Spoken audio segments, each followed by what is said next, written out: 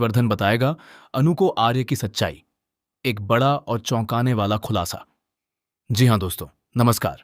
आप सभी का एक बार फिर से स्वागत है हमारे इस चैनल पर। आज हम आपके लिए लेकर आए हैं सीरियल तुमसे तुम तक का एक ऐसा अपडेट जो आपके होश उड़ा देगा। आने वाले एपिसोड में कुछ ऐसा होने वाला है जिसका शायद आपने कभी अंदाजा भी नहीं लगाया होगा। तो दोस्तों, अंत तक जरूर बने रहिए क्योंकि आज की कहानी में एक के बाद एक ऐसे राज खुलने वाले हैं जो पूरी कहानी की दिशा ही बदल देंगे। यशवर्धन को होश आना, एक नई शुरुआत या एक नए तूफान की दस्तक। दोस्तों, जैसा कि आप जानते हैं कि पिछले कुछ एपिसोड से यशवर्धन की हालत बेहद नाजुक बनी हुई थी। वह अस्पताल में जिंदगी और मौत के बीच झूल रहा था। पूरे घर में एक अजीब सी खामोशी छाई हुई थी। अनु रात दिन उसके लिए दुआएं कर रही थी। उसकी आंखें नम थीं, दिल बेचैन था। वह बार बार यशवर्धन के कमरे के बाहर खड़ी होकर सोचती रहती थी कि काश यशवर्धन जल्दी ठीक हो जाए।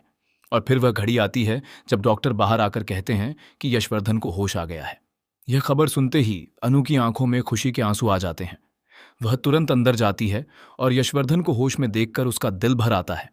अनु उसके पास बैठकर धीरे से कहती है, सब ठीक हो जाएगा, आप यहां सुरक्षित हैं।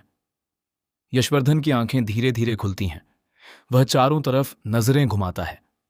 उसके चेहरे पर एक अजीब सी बेचैनी है, जैसे कोई पुरानी याद उसे अंदर से तड़पा रही हो। वह कुछ बोलना चाहता है लेकिन शब्द गले में ही अटक जाते हैं। नीचे आने की तैयारी और एक अनजान डर। कुछ दिनों बाद जब यशवर्धन की सेहत थोड़ी बेहतर होती है तो अनु उसे घर के सभी लोगों से मिलवाने का फैसला करती है। अनु सोचती है कि अगर यशवर्धन सबसे मिलेगा, सबके साथ घुलेगा मिलेगा, तो उसकी रिकवरी और भी जल्दी होगी। प्यार और अपनेपन से बड़ी कोई दवा नहीं होती। अनु बड़े प्यार से यशवर्धन का हाथ थामती है और उसे धीरे धीरे नीचे लेकर आने लगती है। यशवर्धन के कदम धीमे हैं, चेहरे पर थकान है, लेकिन अनु की मुस्कुराहट उसे हिम्मत देती है। नीचे हॉल में घर के सभी लोग बैठे हैं। माहौल खुशनुमा है।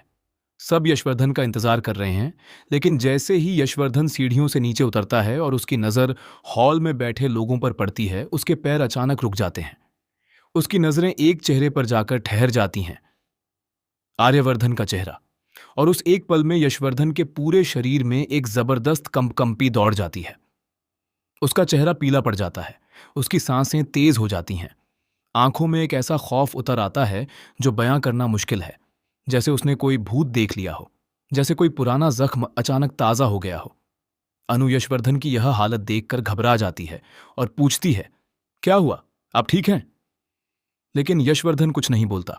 बस उसकी आंखें आर्यवर्धन पर टिकी रहती हैं, जैसे वह उसे देखकर जम गया हो। आर्यवर्धन का हाथ मिलाने का नाटक और यशवर्धन का विस्फोट। थोड़ी देर बाद आर्यवर्धन उठता है और मुस्कुराते हुए यशवर्धन के पास आने लगता है। उसके चेहरे पर वही नकली मुस्कान है जो वह हमेशा लगाए रखता है। वह बड़े ही आत्मविश्वास के साथ आगे बढ़ता है और यशवर्धन की तरफ हाथ बढ़ाते हुए कहता है, अरे यशवर्धन जी, कैसे हैं आप? बहुत खुशी हुई ये जानकर कि आप ठीक हो रहे हैं। लेकिन यशवर्धन उसका हाथ नहीं पकड़ता, बल्कि वह एक कदम पीछे हट जाता है। उसकी आंखों में गुस्सा है, दर्द है और एक गहरी नफरत है। यशवर्धन कांपती हुई आवाज में लेकिन दृढ़ता के साथ कहता है, तुम मुझसे दूर रहो, मेरे पास मत आना।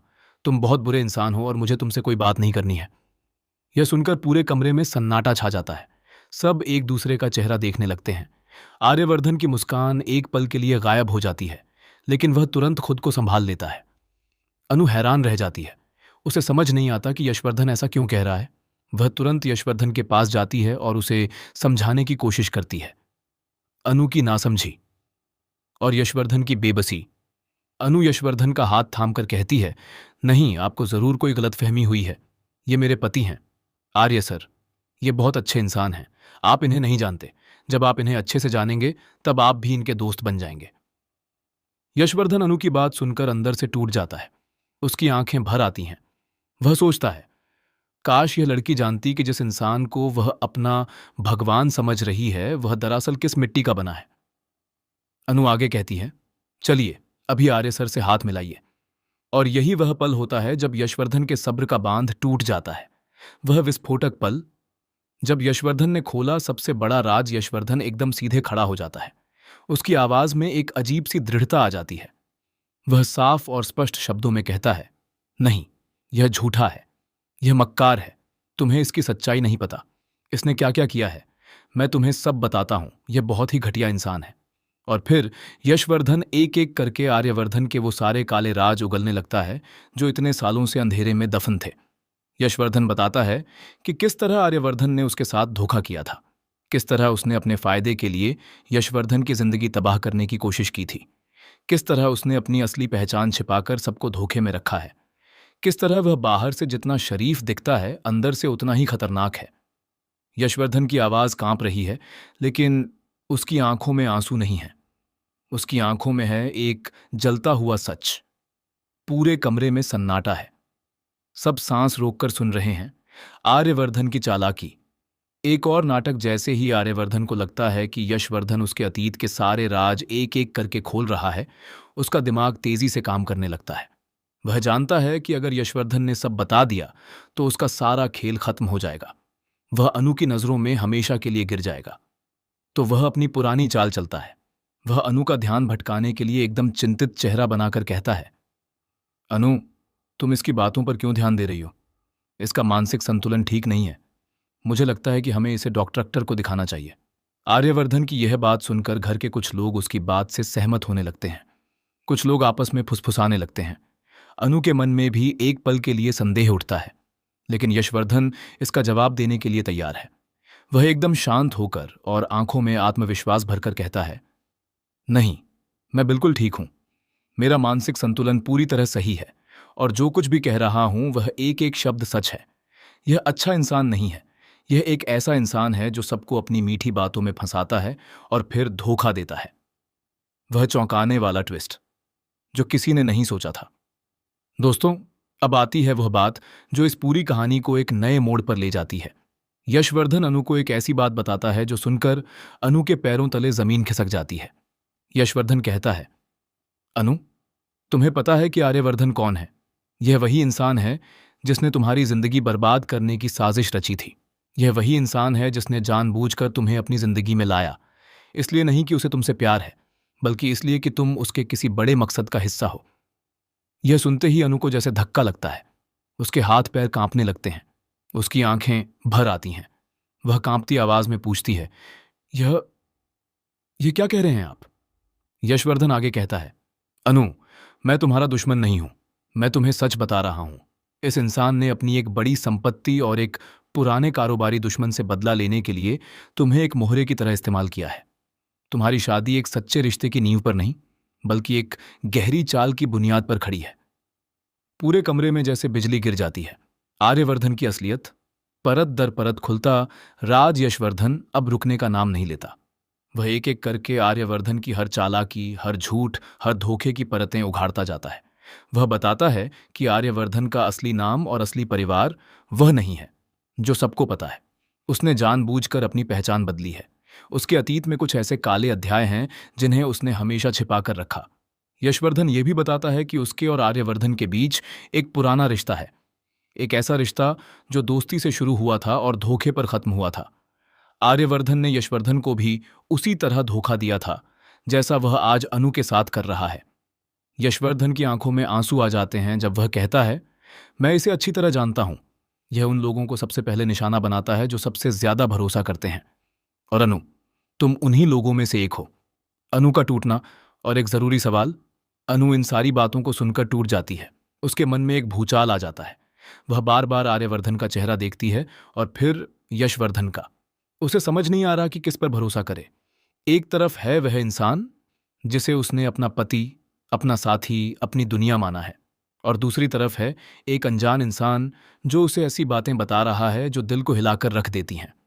अनु के मन में हजारों सवाल उठते हैं। क्या सच में आर्यवर्धन ने उससे झूठ बोला है?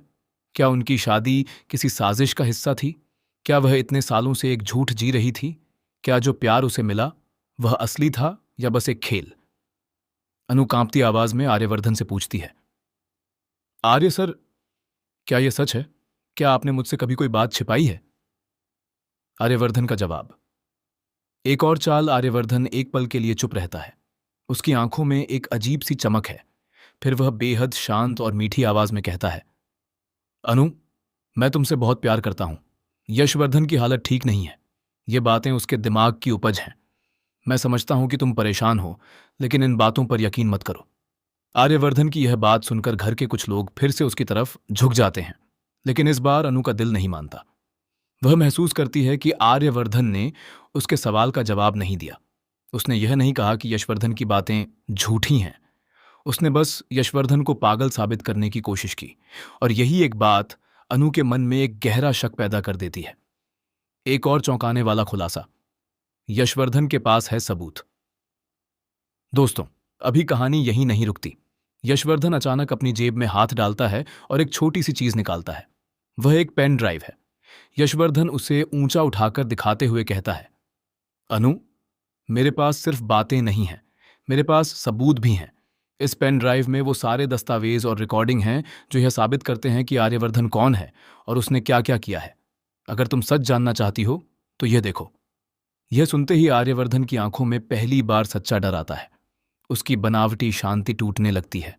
वह उस पेन ड्राइव को देखकर घबरा जाता है। वह आगे बढ़ने की कोशिश करता है जैसे पेन ड्राइव छीन लेना चाहता हो, लेकिन यशवर्धन पीछे हट जाता है। और अब पूरे कमरे में सबकी नजरें आर्यवर्धन पर हैं। तो हैं, सब देख रहे हैं, सब समझ रहे हैं कि अगर आर्यवर्धन सच में निर्दोष होता तो वह इस तरह घबराता नहीं। अनु का फैसला। एक नई शुरुआत। अनु धीरे से यशवर्धन के पास जाती है और उसके हाथ से वह पेन ड्राइव लेती है। उसकी आंखों में एक दृढ़ता है जो पहले कभी नहीं थी। वह आर्यवर्धन की तरफ देखती है और कहती है, आर्य सर, अगर आप सच में निर्दोष हैं तो आपको डरने की जरूरत नहीं है। मैं यह देखूंगी, और अगर यशवर्धन जी की बातें झूठी निकलीं तो मैं खुद उनसे माफी मांगूंगी। लेकिन अगर इसमें सच्चाई है।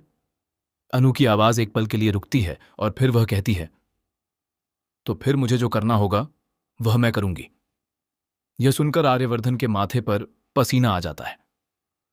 दर्शकों के लिए बड़ा सवाल दोस्तों, ये अब देखना बेहद दिलचस्प होगा कि क्या अनु उस पेन ड्राइव में मौजूद सच को देख पाएगी?